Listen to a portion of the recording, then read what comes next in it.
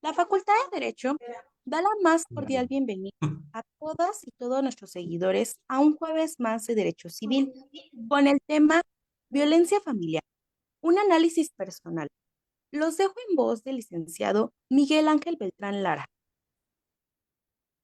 Hola, ¿qué tal? Muy buenos días, muy buenas tardes a todos, a todo nuestro querido auditorio. Como siempre, estamos muy contentos de poder recibirlos una vez más en nuestros ya tradicionales jueves de Derecho Civil. El día de hoy con un ponente extraordinario, gran abogado, gran maestro, gran persona, sobre todo un abogado que pondera muy bien sus puntos de vista, que es muy equilibrado, muy sensato, el maestro Gerardo Hierro Molina, que nos hablará el día de hoy acerca de la violencia familiar. Yadira, si nos haces favor de presentar a nuestro querido maestro. Claro que sí, maestro Miguel Ángel Beltrán Lara, me da muchísimo gusto verte. Buenas tardes a todos, a todas. Nuestro presidente del Colegio de Profesores en Derecho Civil, puntualazo, maestro. La verdad es que esto es una delicia. Cada jueves, pues estamos aquí reunidos a punto de las 12, un poquito más tarde a veces, pues por cuestiones técnicas. Pero bueno, eso no nos resta estar con ustedes como estamos jueves a jueves. Damos las gracias, por supuesto, a la doctora Sonia Venegas, la directora de nuestra facultad, a la maestra Sara Mispalma, que nos facilita todas estas transmisiones, a Lore Arredondo. Lore, un besote, de verdad, ¿cómo le haces para estar en tantas actividades?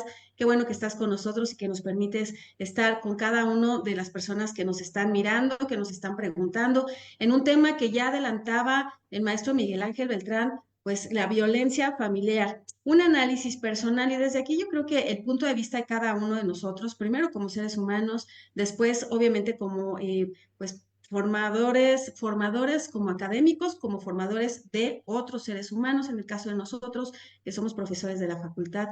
Y bueno, el punto de vista de un invitadazo que yo tengo el honor de presentar, al doctor Gerardo Hierro Molina, que ya decía el maestro Miguel Ángel, un gran ser humano, extraordinario amigo. Un abrazo, amigo, qué gusto tenerte en este tu colegio de profesores de Derecho Civil, mediador, porque también digamos que lo convencimos de estar en los mecanismos alternos, porque ya la violencia debe de cesar, ya la violencia en todos sus ámbitos, dice Galtung, directa, indirecta, estructural, basta de tanta violencia, hay que caminar, oscilar o tratar de oscilar por la cultura de la paz. Maestro Gerardo Hierro, bienvenido. Bienvenido, maestro. No se escucha. Bueno, en lo que te conectas, maestro, con tu micrófono, también doy la bienvenida a Carla Muchas Cruz. gracias, perdón. No, no te preocupes, estaba presentando también a nuestra invitada junto contigo, Carla Cruz, que nos va a estar apoyando el día de hoy. Carla, sin violencia, por supuesto, pero hay que estar bombardeando al maestro con tantas preguntas, tantas interrogantes de este tema. Bienvenidos ambos, maestro Gerardo. Muchas gracias. Gracias. Igual, si me permiten, darle otra introducción para el doctor Gerardo. Bueno, es un honor presentarles al doctor Gerardo Hierro Molina. Él es un destacado académico, abogado y especialista en Derecho y Educación Jurídica. Su amplia trayectoria en el ámbito académico y profesional lo posiciona como una autoridad en diversas áreas del derecho y la educación. Bueno, les mencionaré algunos de los logros que ha tenido el doctor aquí presente. Bueno, es licenciado en Administración de Empresas y licenciado en Derecho, especialista en Educación Abierta, alta dirección de entidades públicas, maestro en Derecho, maestro en alta dirección, máster en Dirección Comercial y Marketing, doctor en Derecho por la División de Estudios de Posgrado en Derecho de la Universidad Nacional Autónoma de México, con la línea de investigación en docencia jurídica a distancia, candidato a doctor en educación por la UA. Y bueno, de igual manera ha cursado diversos diplomados, cursos nacionales e internacionales de extensión curricular. Es abogado litigante y es profesor de nuestra Facultad de Derecho en la UNAM, en donde imparte las materias de Derecho Sucesorio y Derecho Familiar, y de igual manera Derecho Procesal. La UNAM lo ha reconocido con la beca Training, Internship, Exchanges and Scholarship en juicios orales, con el Pride nivel A y con la Cátedra Extraordinaria Héctor González Uribe. Podemos ver que tiene una trayectoria muy grande. Es un honor estar aquí con usted el día de hoy. Gracias, el gusto es mío. Muchísimas gracias por la invitación. Agradezco mucho a la doctora Sonia Venegas, a nuestra secretaria general, la maestra Sarita Mispalma.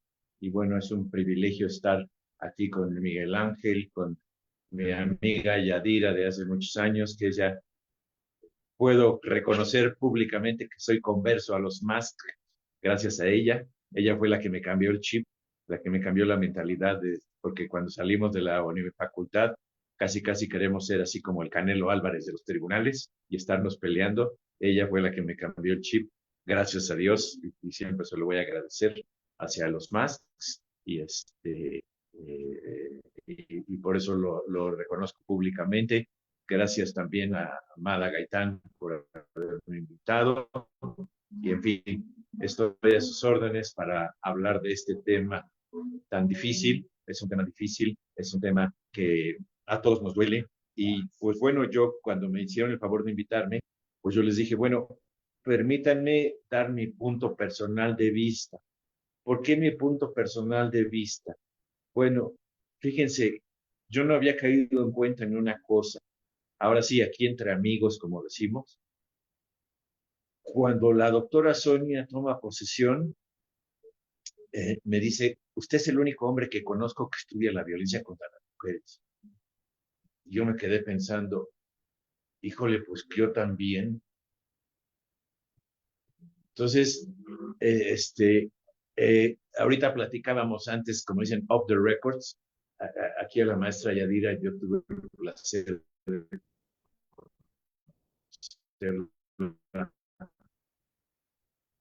que fuimos alumnos de diploma. Discriminen por ser hombre, porque era el único hombre, ¿no?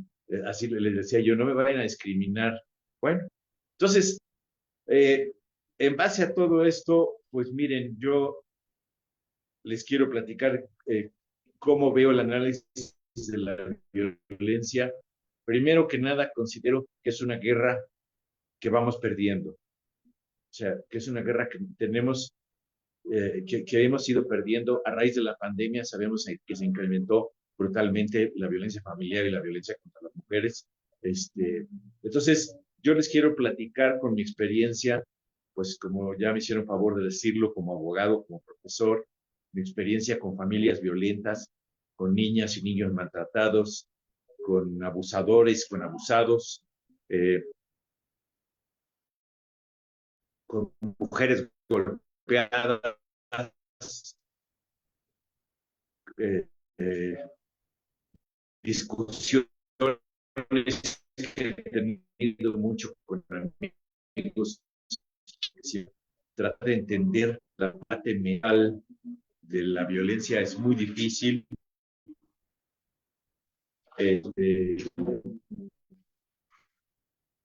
Cómo el tejido social se puede maltratar, se puede destrozar, se puede echar, se le puede quitar semejanza, se puede, por decir, la delincuencia organizada también lo está haciendo mucho, y lo está los estudiantes normalistas de Ayotzinapa. En fin, hay muchísimo de qué hablar de este tema, que es una realidad terrorífica.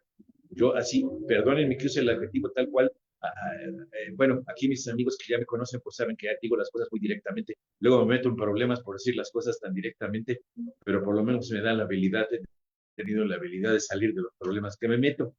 Pero nos da sí, una horripilante realidad, ¿no? ¿Y qué pasa?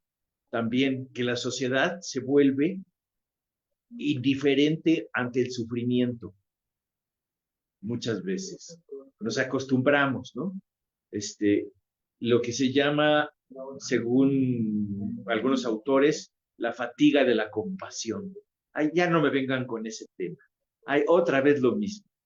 Cualquiera que ha ido a un ministerio público sabe de lo que estoy hablando.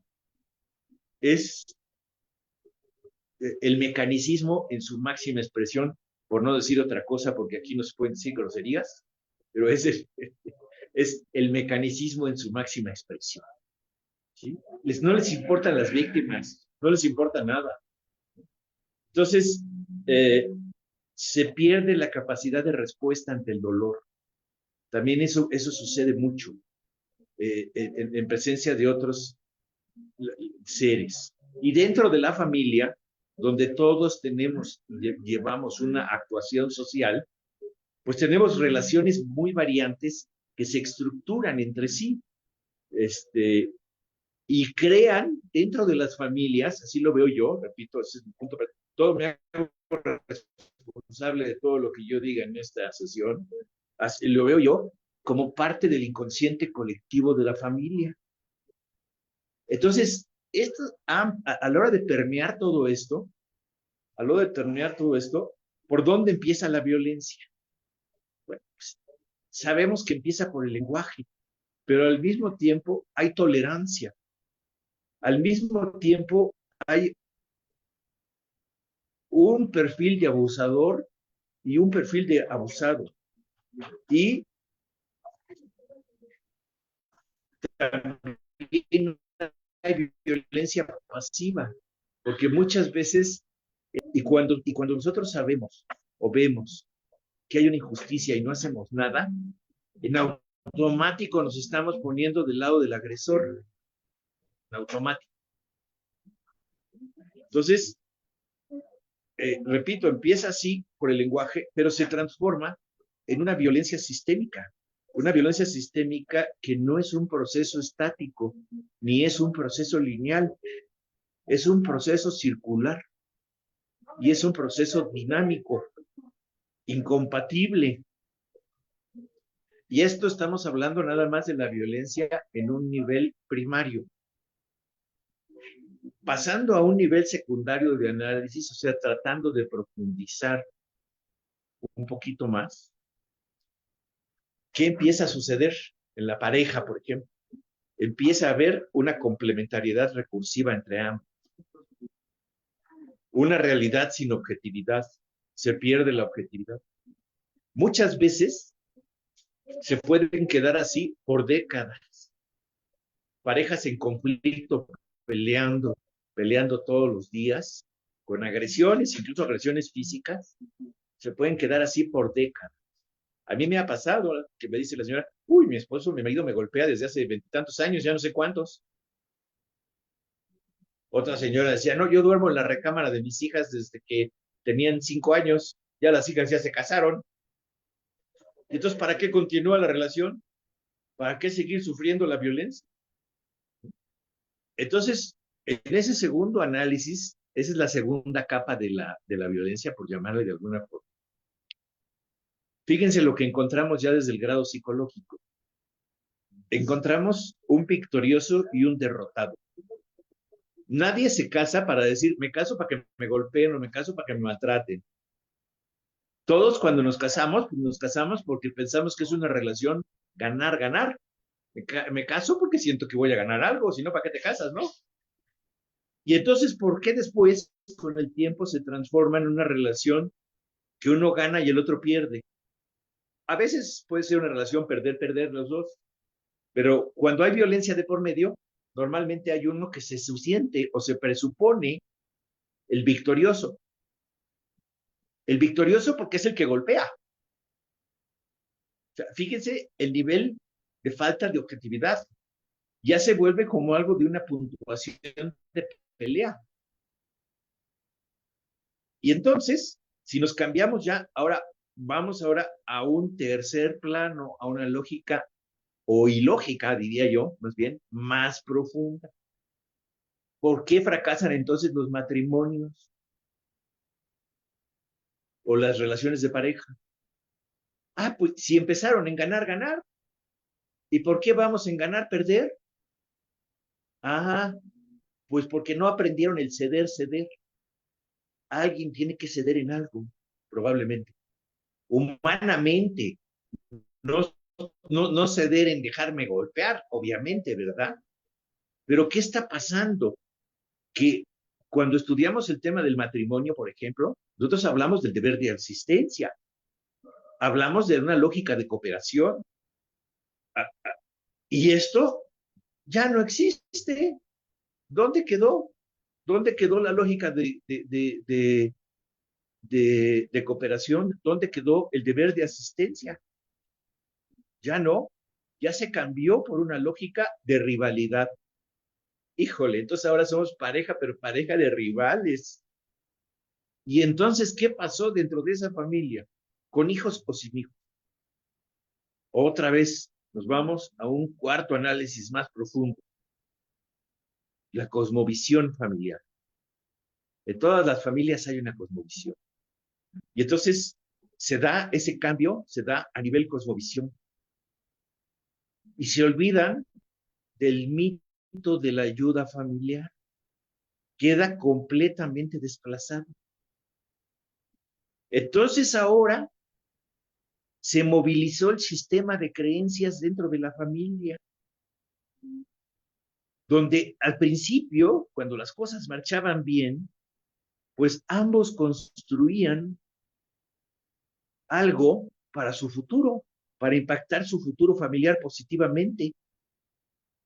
Pero no, hoy en día entonces, ¿en dónde terminamos parados? Fíjense lo que voy a decir, porque así lo veo yo, y no vayan a creer que se me subió el café. Es un sistema patológico de supervivencia. Y lo vuelvo a repetir, un sistema patológico de supervivencia en algo que empezó con que era una relación ganar-ganar, con que era algo positivo, que era algo bonito. Y a través del tiempo cambia. Y cuando hay ese sistema patológico de supervivencia, sí, a ver, maestra Yadira, sus órdenes. No, es que me parece Levantó.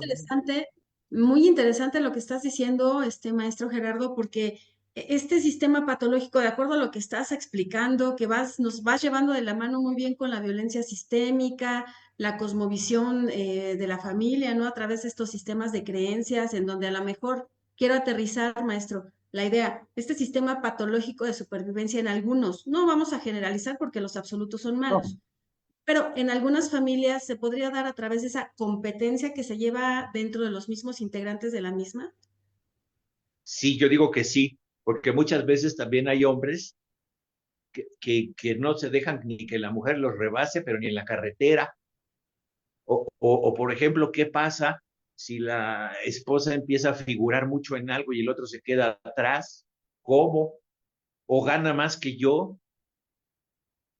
Ya no es la esposa trofeo como era antes, de que ahí tengo a mi muñequita en un altar y no me la toquen, ¿verdad? Hoy en día las mujeres afortunadamente y gracias salen, compiten y nos ganan.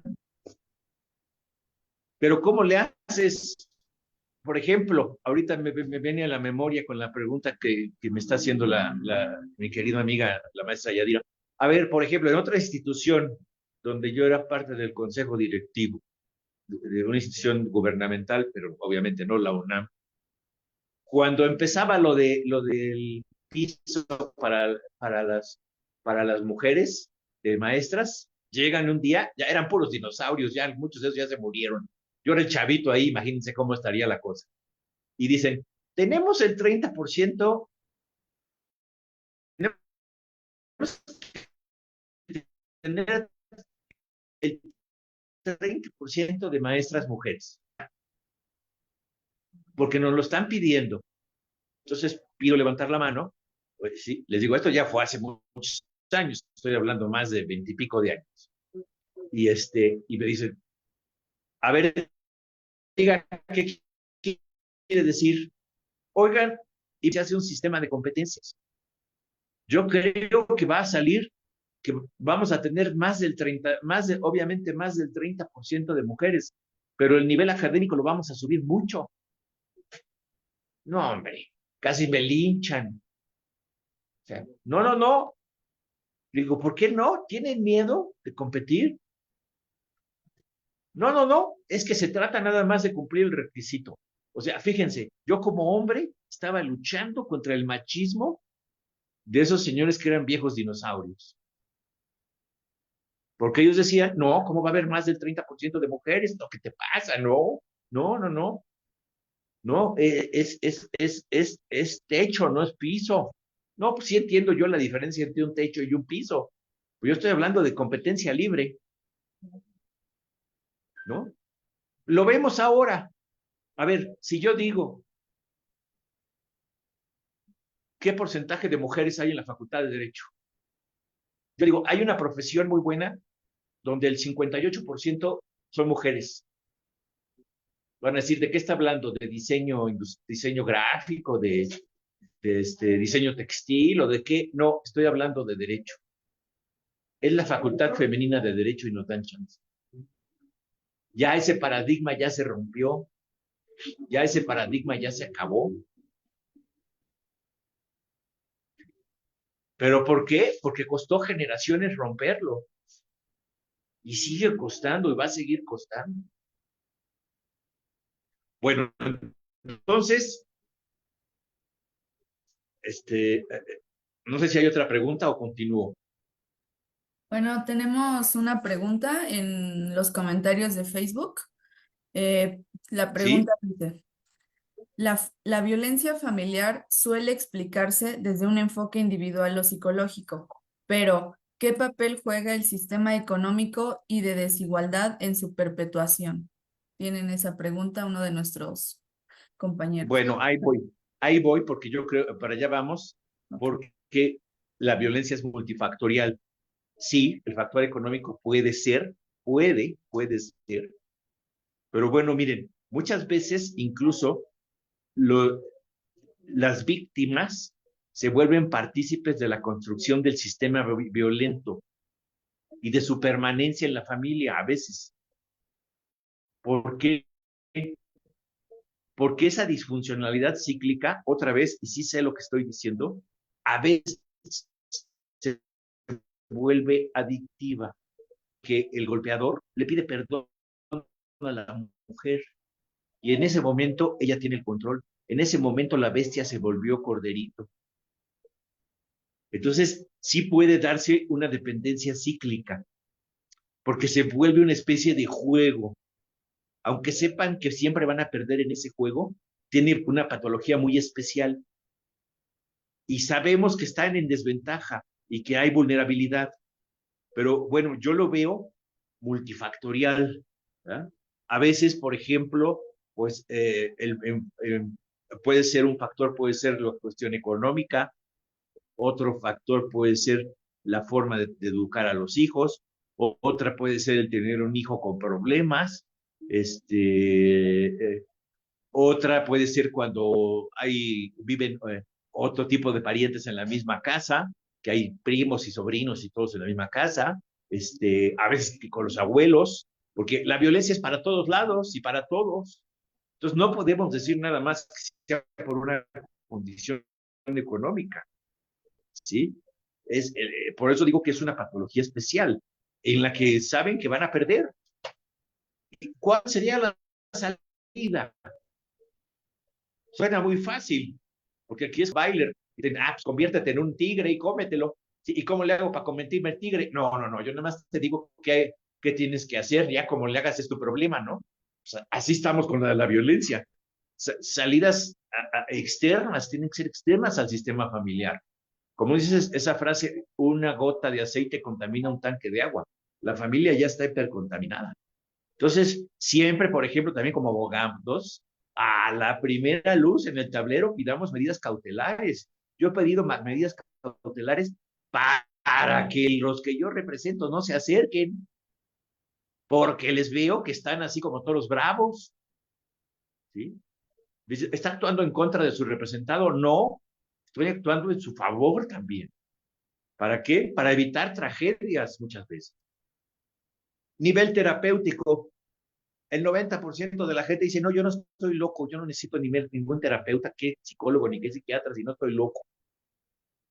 Mis amigos psiquiatras me dicen que el 80% de la gente que los va a ver va con el agua con el lodo hasta el cuello para que les digan que están bien. Pues claro que no están bien y saben perfectamente que no están bien. Ahora, ¿el Estado tiene una corresponsabilidad? Pues claro que sí, pero la toman, pues yo digo que claro que no. Vaya una señora golpeada a denunciar a un ministerio público.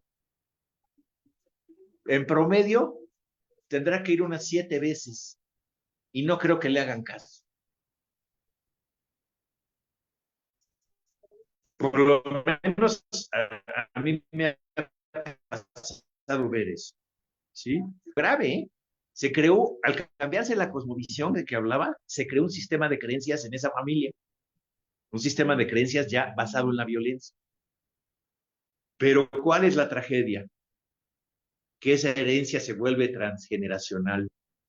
Muchas veces el golpeador, pues es lo que aprendió de niño, es lo que vio de niño, el síndrome del niño maltratado.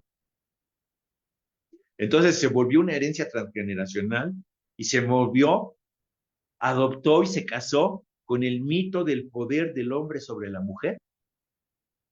A veces, no estoy diciendo que siempre, la propia mamá es la que le transmitió el machismo al hombre.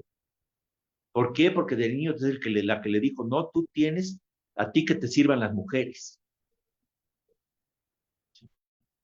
Entonces, ¿y qué es lo que pasa?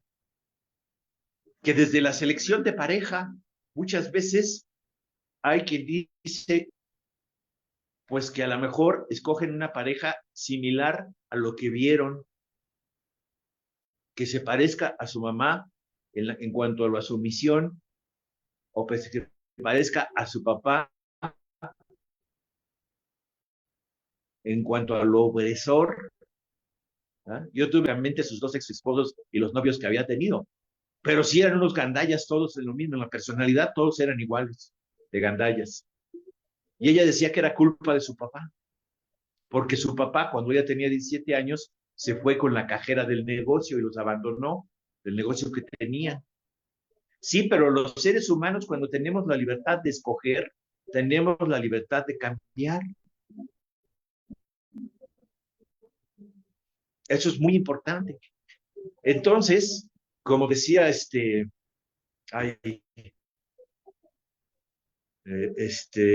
me fue el nombre ahorita del filósofo, decía, somos lo que somos con lo que hacemos con lo que hicieron de nosotros. Es decir, hicieron de nosotros algo, a lo mejor hasta los 14, hasta los 15 años. Y de ahí ya nosotros nos hicimos lo demás con lo que nos habían hecho. Entonces, los que tuviesen insertado algo de violencia, pues podrían cambiarlo, ¿no? No tomar esa actitud de que, no, pues es que siempre ha sido así, no, pues es que yo así lo vi, no es que mi papá era esto, o mi mamá era lo otro. Tenemos que romper ese viejo paradigma. A veces es generacional, pero tenemos que hacerlo. ¿Por qué? Porque si no, pues como les decía yo, como el caso de esta señora, hasta en la selección de pareja, ¿sí? Entonces, si no, vamos a caer en sistemas degenerativos que empiezan en ganar, ganar y terminan en perder, perder, o en ganar, perder, que uno gana y el otro pierde, ¿no? ¿Pero por qué? También porque se aprenden a crear dependencia psicológica. Y muchas veces no conectan consigo mismo. Entonces, a veces quieren llenar un vacío. No, es que no me quiero quedar sola. No, es que ya nadie me va a hacer caso. No, es que, no. En una familia sana, ¿qué tenemos que tener? 4 principios, muy raros de encontrar, ¿eh? Respeto, educación, solidaridad y protección. Para todos lados y en ambos lados. Pero entonces, ¿por qué acabamos en familias enfermas? ¿Qué tiene una familia enferma? Como he insistido mucho ahorita en la conversación, un sistema patológico, un sistema degenerativo, un sistema abusivo, un sistema violento y un sistema mecánico. Se pierde el sentido de protección por el sentido de dominio. Miren, yo tengo un amigo más grande que yo, creo que yo iba en la prepa, que siempre decía, ya no voy a divorciar, ya no aguanto más, se pelea todos los días con su esposa. Y yo todavía le creí en aquel entonces y le decía, no, Luis, no, porque tu hija tenía una hija de 1 año en ese momento. Su hija ahorita ya tiene nietos, él ya tiene nietos. Bueno, vive cerca de mi casa. Me lo encuentro hace como 3 meses y le digo, ¿a dónde vas? Yo te llevo. Ah, pues es que voy al Sanborns de aquí unas cuadras. Yo te llevo, súbete, platicamos. Me dice, qué bueno que te veo. Ahora sí necesito de tus servicios. Ahora sí ya me quiero divorciar. 30 años después, sigue queriendo divorciarse.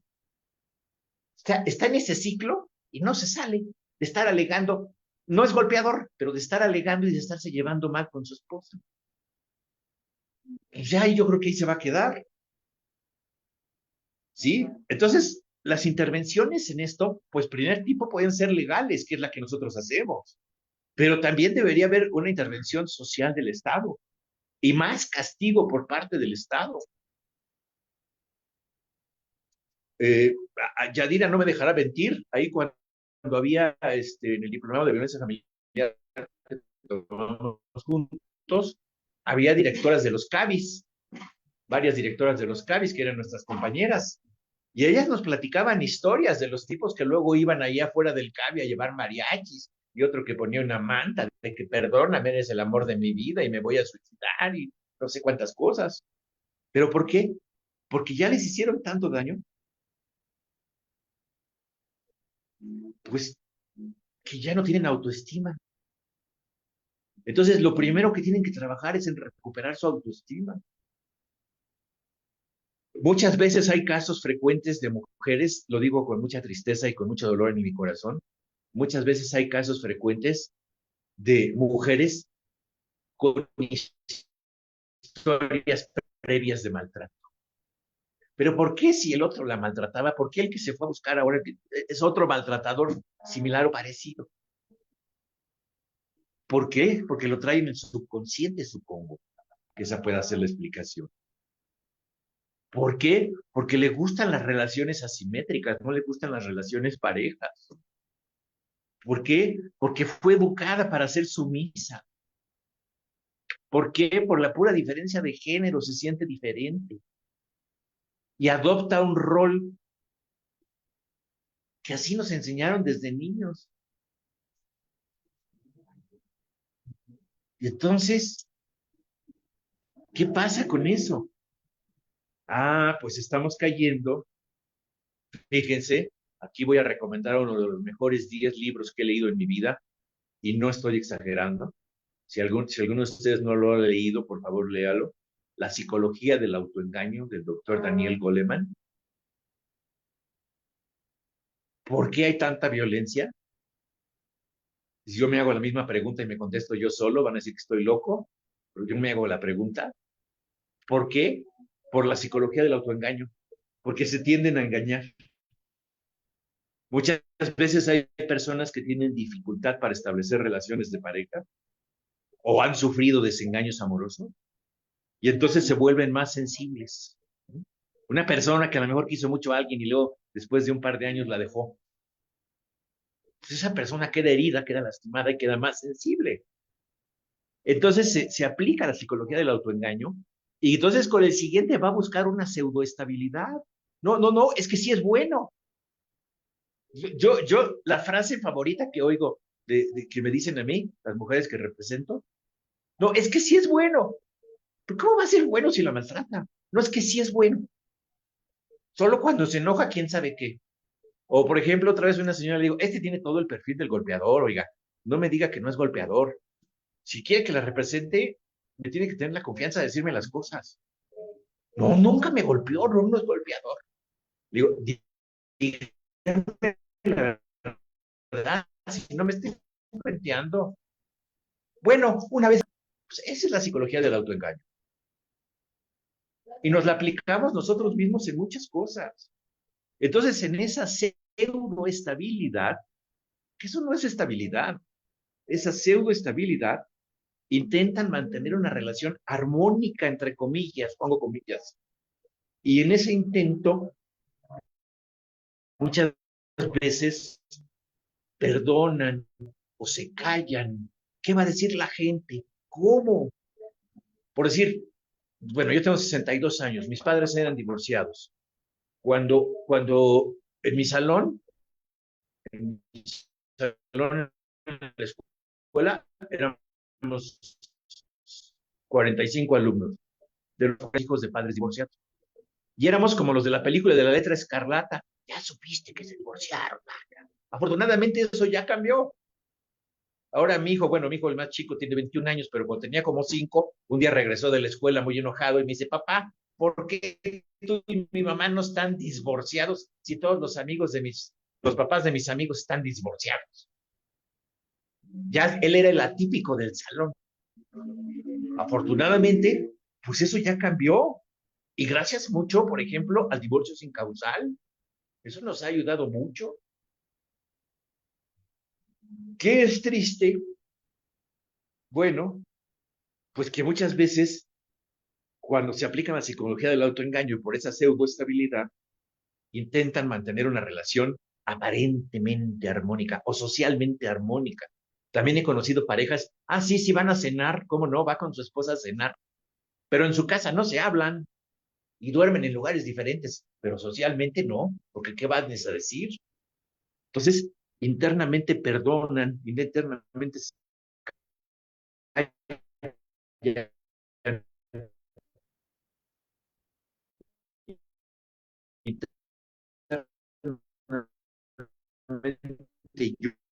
lloran, sufren, no es que es bueno, no es que va a cambiar, no es que con amor todo se puede. Muchas veces del noviazgo, oigan, el noviazgo, ¿cómo era? No, pues me maltrataba así, a lo mejor verbalmente. ¿Y qué esperaba? ¿Que casándose se le iba a quitar? Sí, yo pensaba que con amor se le quitaba. No, pues va peor. Entonces ya sabían, pero se autoengañó. Eso de que es bueno y va a cambiar, yo no conozco al día de hoy un solo golpeador que haya cambiado. Y nuestras amigas de los CABIS también nos lo decían. Van a las terapias mientras están en la prisión, salen de la prisión y ya no van. ¿Sí? Entonces, ¿en qué se transformó todo? Eso de que es bueno va a cambiar. Eso es en dolor, en sufrimiento, en negación. Pero puede concluir incluso, fíjense, y no estoy exagerando, en la muerte o en el suicidio. Entonces, muchísimo cuidado con la conducta. Toda conducta es comunicación, pero ¿cuál es la primera comunicación más importante? Conectar con nosotros mismos, lo que verdaderamente creemos, lo que verdaderamente somos, lo que verdaderamente pensamos, no lo que quisiéramos que fuera. Es otra cosa. Por eso la violencia siempre va a iniciar con el lenguaje, nadie va a empezar dando cachetadas o golpes, ¿verdad? Siempre va a iniciar con el lenguaje, con las palabras, a veces nada más las palabras, a veces el tono. No estoy diciendo ninguna mala palabra, nada más el tono que están usando, la modulación de la voz. ¿No? Que dice, es que yo siempre hablo así. No es cierto. Entre el estímulo y la respuesta hay un espacio de tiempo. Tú estás escogiendo hablar así. En el contexto.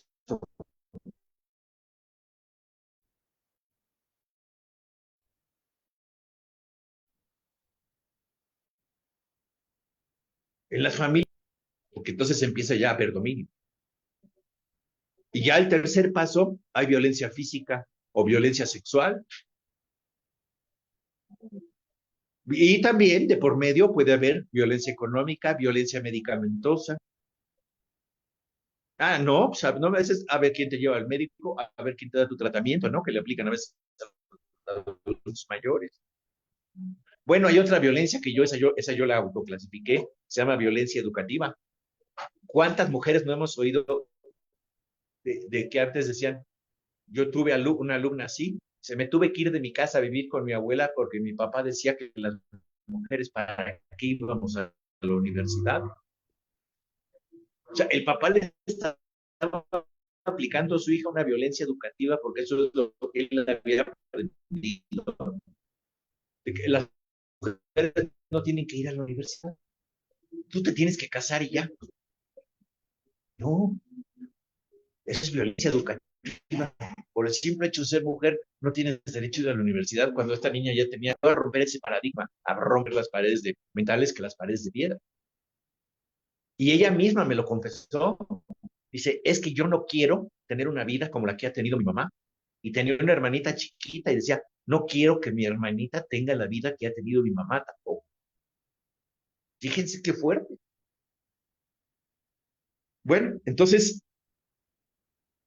en ese tipo de violencias, pues sí, ¿cuáles eran los factores? Otra vez regresando a la pregunta que me hizo al principio, pues cuando hay familia extensa, tíos, abuelos, primos, todos ahí metidos, A veces las familias reconstituidas, hay una gran diferencia entre ser un padrastro o una madrastra a ser un padre social o una madre social. Hay una gran diferencia, hay una enorme diferencia en eso, ¿sí? También muchas veces pasa en las familias monoparentales, porque a veces, pues, la mamá se va a trabajar todo el día y los hijos andan sueltos, ¿no? O en las familias de migrantes, que el señor nada más regresa una vez al año o una vez cada 2 o 3 años solo para embarazar a la señora y se vuelve a ir, ¿no? En las familias migrantes también. En las familias, por ejemplo, donde hay miembros con trastornos psiquiátricos, puede pasar eso también. Eh,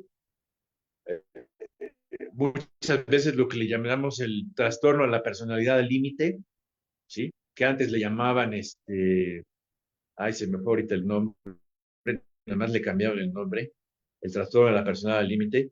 La diferencia entre, ya me explicaron mis amigos psiquiatras, ¿No, la no eran niños diferencia hiperactivos, entre, maestro? no, la diferencia entre bipolares y trastorno de la personalidad al límite es esta. El bipolar puede estar 3, 4 meses en un solo estado de ánimo feliz o contento o deprimido que no sale de su cuarto. La persona que tiene trastorno de la personalidad límite puede estar, ahorita yo puedo estar bromeando y haciendo chistes y a lo mejor terminando la conferencia me dicen algo y me pongo a llorar. Y luego pasan 2 horas y ya estoy feliz otra vez. O sea, en el mismo día tiene altas y bajas fuertísimas. Entonces, en las personas que tienen trastorno, dices, oye, ¿cómo se enoja de la nada? Se pone como moribundo, se pone como que se le metió el diablo. Y luego pasa 1 hora y parece que no pasó nada. Ese es el trastorno de la personalidad al límite. Esas personas, cuando tienen un brote psicótico, se vuelven muy agresivos. Entonces, ¿en qué le pasó a este señor? Pero ¿cómo? Si mira, si tan simpático, tan agradable, ¿no?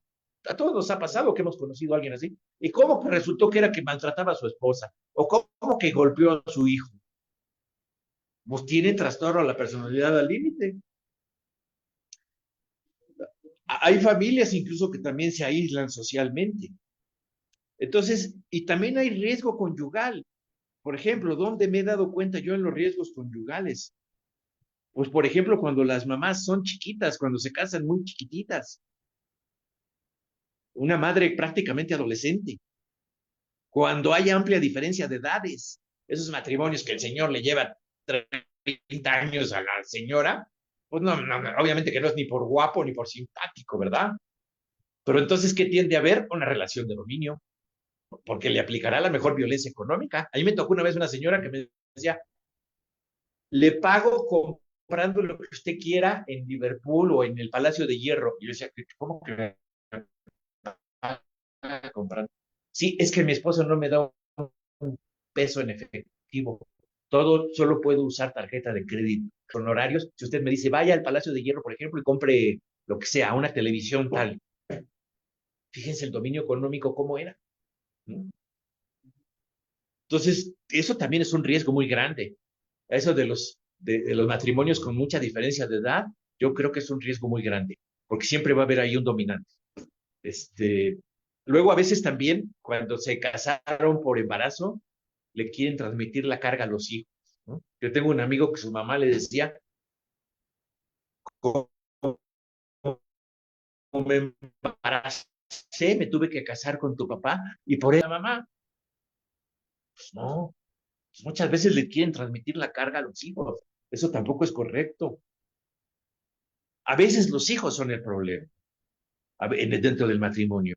Si el hijo tiene problema de aprendizaje, tiene problemas de conducta, problemas de deserción escolar, o el hijo es nini, o peor aún, que pertenece a pandillas, o huyen del domicilio familiar, pues también otro gravísimo problema que estamos viviendo ahorita es la depresión juvenil. El mundo está tan competido que así como hay el doctor Francisco Moreno, ese que se pelea con López Gatell, que es un buen médico, se llama, ahorita me acuerdo, el síndrome del humano desgastado. Cuando llegas después de los 50, llegas ya tan desgastado de tanta competencia, de tanta lucha, que empiezas a padecer ciertas cosas, cierta psicosis. Para empezar, todos los que vivimos en la Ciudad de México tenemos un grado de psicosis, nos guste o no, ¿sí? Las enfermedades mentales van desde la psicosis hasta lo más grave que es la esquizofrenia. Entonces, así estamos nosotros buscando y caemos muchas veces en eso, buscando un nivel cultural de aceptación. Y ese nivel cultural de aceptación,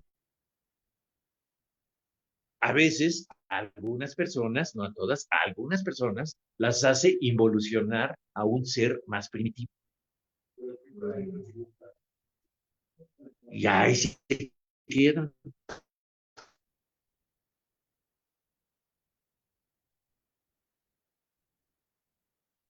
Ahora, pues el Estado, de quedar esperando al Estado, pues estamos muertos. Olvidémonos ya, mejor nos dedicamos a otra cosa. Yo creo que la única solución es con educación, educación y más educación.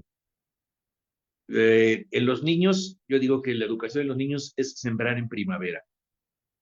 Entonces, es algo que todos los que nos dedicamos a esto, aquí mis colegas y muchos que me estarán hoy escuchando, la mejor definición de fe, yo sí tengo fe en que se dé, la mejor definición de fe que yo he escuchado es la de Walt Disney. Walt Disney decía, fe es ver donde otros no ven.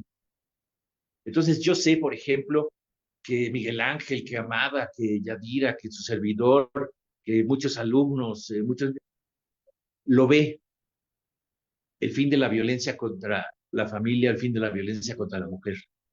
Pero ¿saben qué? No lo vemos con los ojos. Yo sé que yo nunca lo voy a ver con mis ojos. Primero me voy a morir. Pero ¿dónde sí lo vemos? En nuestras mentes. Primero que nada, en nuestras mentes sí lo vemos. ¿Y cuál es mi sueño? Pues a lo mejor que a mis alumnos lo lleguen a ver con sus ojos. Y si no, estoy seguro que lo verán los hijos de mis alumnos.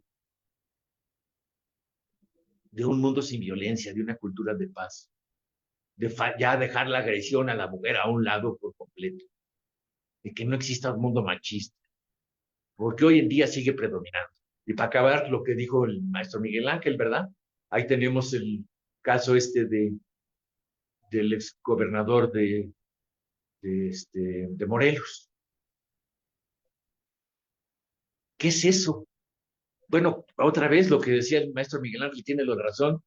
Kafka hubiera sido costumbrista, realista y no sé qué más. Y eso está pasando ahorita. Y por otro lado hablamos de la violencia contra la mujer.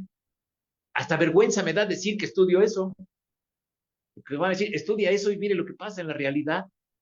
Y siempre a todos los que estudiamos derecho nos pasa una cosa, que la diferencia entre el deber y el ser muchas veces nos amarga, muchas veces nos hace la vida difícil, porque nos damos cuenta que el deber ser, tratar de acercar el deber ser al ser, es bien difícil.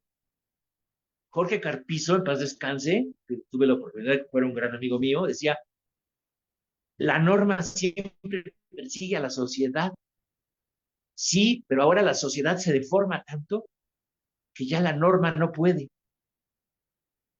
Entonces también tenemos que evitar esa deformación de la sociedad. Bueno, no sé cómo andemos de tiempo porque yo me pico y me emociono y me sigo hable y hable y hable y hable y hable y hable. No sé si me quieran decir cómo vamos de tiempo, por favor. Sí, nos Estamos quedan muy 10 bien. minutitos. Ajá. O si hay preguntas. Sí, Carla, ¿tendrás preguntas por ahí? ¿Perdón? Sí, bueno, ahorita que abarcó el tema de la educación, hay una pregunta que va muy de la mano con ese tema y preguntan, ¿qué responsabilidad tienen las instituciones educativas en la prevención de la violencia familiar? ¿Cree que se esté haciendo suficiente en la formación de niños y jóvenes? Yo creo, no creo que se esté haciendo suficiente para nada, no. A ver, les voy a poner un ejemplo sin yo decir nada. Sin dar datos exactos. Estoy hablando de la prehistoria. Les digo, yo tengo 62 años. Yo estuve en una escuela que era de secundaria, en primaria, secundaria y prepa, que era dificilísimo. Esto lo digo porque he estado platicando con mis alumnos de Derecho Sucesorio sobre suicidio. En la escuela donde yo estuve, en los 3 años que yo estuve en la prepa, hubo 4 alumnos que se suicidaron. Terminé la prepa y me fui a la universidad, como ustedes dijeron, a estudiar mi primera carrera. Luego ya corregí el rumbo, pero mi primera carrera fue la licenciatura en Administración de Empresas. Y ya me fui a una universidad grande, privada, y no hubo ningún suicidio, que yo sepa. ¿Por qué? Porque en la otra, la presión escolar era tan espantosa que yo creo que provocaba demasiada psicosis y demasiada angustia en los estudiantes.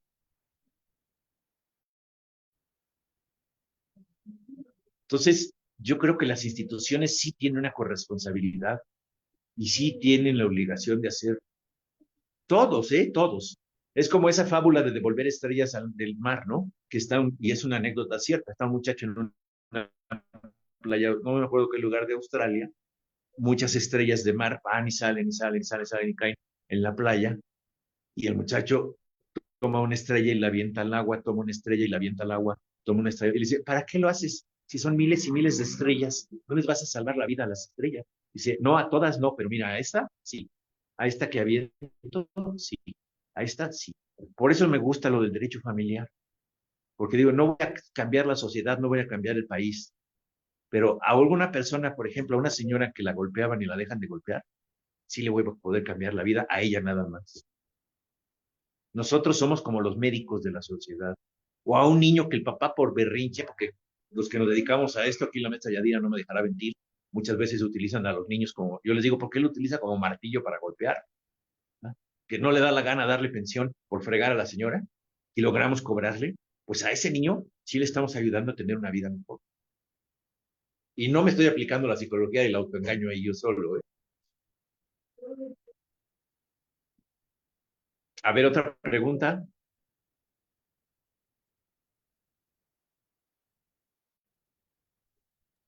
Otra pregunta que tenemos, preguntan, bueno, esto ya no es sobre educación, pero preguntan, ¿cree que el sistema penal realmente rehabilita a los agresores o solo los castiga sin resolver la raíz del problema?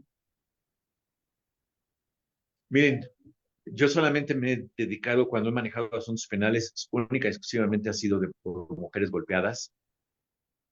Y cuando me han preguntado cuál ha sido su mayor satisfacción profesional, las 3 veces que he logrado que un golpeador se quede en la cárcel.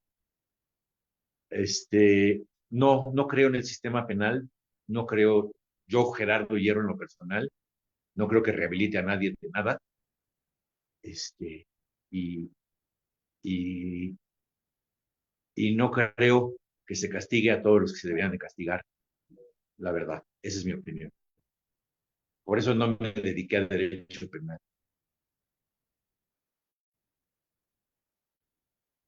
Y además, ahora con los cambios, quién sabe cómo va a ser el gurú en los masks. Yo lo que les digo a los alumnos ahora es, yo creo que la reforma judicial va a ayudar mucho a propiciar el mayor uso ahora de sí masks. ya no más que entrar. Perdón, maestro, perdona la Sí. interrupción. La verdad es que te felicito y nos felicito por escucharnos. Gracias. Has tocado temas que son interesantísimos y uno de pronto se acostumbra a oír hechos violentos dentro de familias o dentro de amigos y no debería de ser así. Y cuando uno ve, por ejemplo, en hechos violentos hace poquito que una niña de 16 años acuchilla a otra niña de 16 años y que estaban en casa del novio y que si los papás dónde estaban o no, es una serie de aristas y de puntos de vista muy complejos que tenemos que ver desde muchísimos sentidos y desde muchos puntos de vista. Yo quiero, además de felicitarte, agradecer a Amada y agradecer a Yadira Gracias. el que te hayan invitado, me parece importantísimo. Yo me voy a tener que salir Muchas porque tengo gracias. otro Zoom ahorita pegadito a la 1, por eso el motivo de la interrupción, pero te dejo un fuerte abrazo y los dejo que sigan platicando, Amada. Yadira, adelante, por favor. Muchísimas gracias. Muchas Pues, gracias. Un abrazo igualmente. Gracias, maestro. Lo mismo para mi querido maestro Gerardo Hierro, maestro de maestros, él sí maestro de maestros. La verdad es que el tema es Gracias, Amarita. maravilloso en el aspecto de la forma en la que lo estamos tratando, que estamos aterrizando muchísimas ideas que a veces están por ahí volando y en este momento pues nos has dado muchísima luz en relación al tema y de verdad que agradezco mucho que estés con nosotros y te mandamos un abrazo, Gerardo. Maestra Yadira, por favor. Pues sí, aquí atenta y como bien dices, bueno, son temas bastante delicados, muy sensibles. Yo rescataría de lo que ha dicho Gerardo, que ha dicho muchísimos temas que podríamos ir abordando, ¿no? Poco a poquito. Por ejemplo, la fatiga de la compasión. No nos fatiguemos, hay que ser compasivos. Yo creo que lo que falta a esta sociedad realmente es ya no deshumanizarnos tanto. Vemos lo que pasa Sí, y brincamos, ¿verdad? Brincamos al violentado, a la violentada. Hay otro más. Somos seres humanos, no un número. Y yo creo que sí rescataría eso, Gerardo, me encantó. No lo he leído, te lo prometo que lo voy a leer, La fatiga de la compasión. Esta erradicación de la violencia sistémica, por favor. Bueno, es que la violencia, bien lo dijiste, no tendríamos que estar estudiando la violencia. Hay muchísimos otros temas que, bueno, podríamos estar abordando si esta violencia no estuviera tan visible, no estuviera tan presente y por desgracia, si no estuviera incrementándose, ¿no? Entonces, bueno, tenemos que entrar al estudio. Sí, pero sobre todo y más importante, Gerardo, Amada, entrarle, ahora sí que no a los golpes, porque si no estaríamos violentando, sino entrándole a la práctica, ¿verdad? ¿Cómo vamos nosotros mismos a evitar esa violencia desde nuestra casa? Y yo rescataría, maestro, porque pues ya tenemos 3 minutitos, la educación. Si me lo permites, yo abonaría, tú dices educación, educación, educación, sí, pero educación ¿en dónde? Yo diría en las emociones. Hay que enseñarle a la gente a que pueda expresar sus emociones desde chiquitos, no estarlos restringiendo, porque también eso pues genera como varias frustraciones, ¿no, maestros? Entonces, creo que desde chiquitos sí podríamos decirle, los hombres sí lloran, por supuesto, las mujeres se claro, pueden llorar, claro, claro. aunque nos veamos feas, enojadas, bueno, y tienes que aprender a expresar tu enojo, pero sí te puedes enojar, tú sí puedes llorar, tú sí puedes manifestarte, tú sí puedes opinar y hacerlo de una manera, de una comunicación no violenta. Ya lo dice Marshall Rosenberg, pues hay comunicaciones que se pueden llevar a cabo en todos los niveles, pero sin agresiones, sin estas, como dijiste tú, Gerardo, sin estas, digamos, ademanes, ¿no? Que desde que ya estamos platicando en esta, digamos, en este sistema patológico de supervivencia dentro de la familia que tú mencionaste, ya el guiño, ya saben, ya se va a pelear. Ya una mala cara, ya va a empezar a reclamar. Ya la mano hacia arriba, ya va a empezar a gritar. A ver, no, vamos a ir erradicando, porque el círculo de violencia que tú mencionas, híjole, cómo lo tenemos arraigado y hay que irlo poco a poco, o mucho, mucho, pero así como vamos, aunque sea poco a poquito, hay que arrojar esa estrellita al mar y hay que quitar precisamente esas violencias, erradicarlas, tanto la cultural, tanto la estructural y por supuesto la que se ve, la directa, ¿no, maestros? Entonces, yo Claro. me quedo con eso, te doy el uso de la voz, maestra Amada, me despido también porque ya estamos a filo de la hora, te mando un fuerte abrazo y como siempre aprendo mucho de ti, Gerardo, de verdad, te mando un No, beso. al contrario, gracias a ti, un honor ser su amigo de ustedes dos. Ay, Gracias. muchísimas gracias. La verdad, muy, muy contentas de tenerte con nosotros. Y yo abonaría algo más a lo que dijo la maestra Yadira. Yo diría la educación para la cultura de la paz se da en la familia. Tenemos que trabajar Sí. mucho con nuestras familias en ese aspecto para que podamos ir por el camino de la cultura de la paz y no por el camino de la cultura de la violencia, que la verdad es que nos tiene en esta sociedad convulsa. Yo nada más, siempre les pongo a mis alumnos el ejemplo de los corridos tumbados y todo ese tipo de cosas que abonan a la violencia, los juegos que son de matar y demás que Sí. abonan a la violencia. Creo que sí tenemos mucho que trabajar en familia. Pues muchísimas gracias a todos por habernos seguido en este No, al jueves de contrario, yo me derechos civiles. despido de ustedes, pero aguántenme, Yadira, ya sé que tienes prisa, pero aguántame. Me despido de ustedes, no nada más cuento chistes, también cuento fábulas. Los que estamos en la lucha de la violencia contra las mujeres es como la fábula que se desata un incendio gigantesco en el bosque y los animales huyen y corren y hay un pajarito chiquito que se moja las alas en el río y echa unas gotitas en el fuego y se regresa. Y un alce, un venado lo ve y le dice, pajarito, ¿para qué haces eso tú? No vas a apagar nunca este incendio. No intentes apagar el incendio, te vas a morir ahogado del humo. ¿Y saben qué contesta el pajarito? Así somos los que luchamos contra esta violencia contra las mujeres. Y con esto les doy las gracias. El pajarito contesta, no estoy tratando de apagar el incendio, estoy tratando de conmover a los dioses para que nos manden una tormenta de lluvia. Entonces, esa tormenta de lluvia va a llegar. Bueno, gracias. Gracias, les mando un beso. Muchísimas gracias a todos. Nos vemos en la noche en Contrafirma. Gracias, cuídense mucho y gracias a todos los que me escucharon. Gracias, hasta luego. Gracias, Carlita, gracias. Gracias.